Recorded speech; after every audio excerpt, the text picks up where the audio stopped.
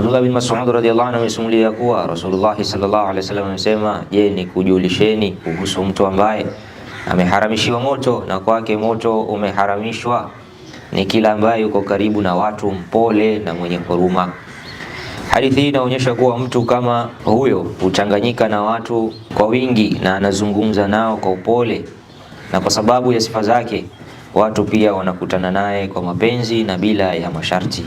An Muawiyah radhiyallahu anhu qala sami'tu Rasulullah sallallahu alayhi wasallam yaqul man sarrahu an yatamathala lahu ar-rijalu qiyaman falyatabawwa maq'adahu minan nar. Muawiyah radhiyallahu anhu amesimulia kuwa nimemsikia Rasulullah sallallahu alayhi wasallam akisema, yule anayependa kwa watu wasimame kwa ajili ya kumheshimu, basi na ajiandalie makazi yake katika Jahannam.